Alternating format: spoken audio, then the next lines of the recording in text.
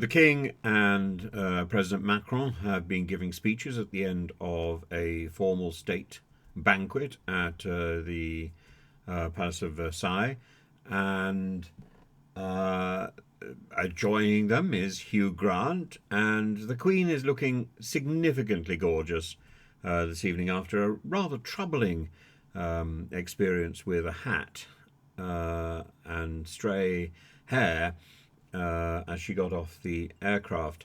I think it's really important that the late Queen had got this issue down to a fine tea. That's probably one reason why she had such a routine look, and I think it was cultivated over years of struggling with hems flaring up and hats blowing off, and the Queen had simply found her methodology, and I think Queen Camilla has got to find hers, and I suspect some of that is by talking to the people who looked after the late Queen and finding out what the tricks of the trade are, because the key is for the clothes to proclaim the wearer rather than to take over, and for there to be a sort of fashion crisis. And the pink gown that the Queen was wearing this afternoon was lovely, but the hat was all over the place and clearly didn't feel snug.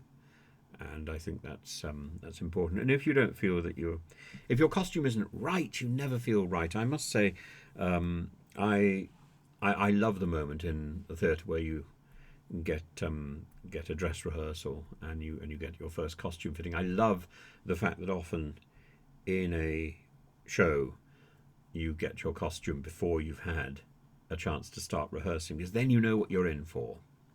And as long as that costume is comfortable and you know you're going to be wearing it night after night, everything works and you feel you're putting on the character. But if there's something which is sort of slightly wayward, then it's not right. This is the uniform with which you greet the world, and you want to have the confidence to be able to do that without any distraction. So I think it really is important that Her Majesty talks to the dress designers and the people who were looking after Queen Elizabeth II, and I think that's essential. Meanwhile, what other exciting things are happening today? Russell Brand seems to have been swept off the front pages, which is something of a relief. But the sort of chaos that he's caused has not been swept off the front pages, and I think there's now a much bigger debate about who should be dominating our television coverage, who should be there, who should be presenting, and I think what we need is a greater variety of presenters, a greater variety of programming, reflecting the greater variety of our country's makeup, and that means we need the voices of diversity, but we also need the voices of the past, as well as voices which are speaking for the future. We mustn't lose sight of our past.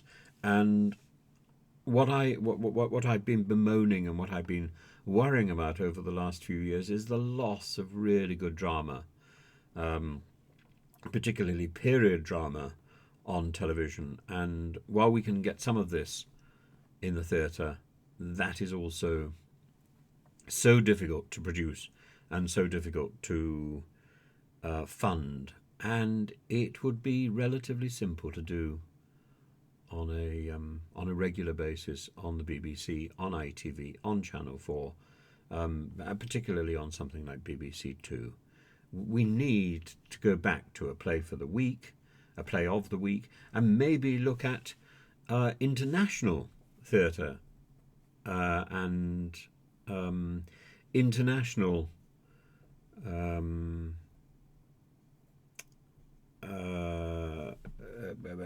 cabaret, that the Simon Cowell shows are very much about what we can produce in this country, but maybe we need to see more of what is being produced elsewhere. We need a sort of, I think we need a revival of the good old days, quite frankly. I think we need to appreciate what we had in the past, and from that see what we can grow for the future, because we have lost direction and we are so overwhelmed by a very small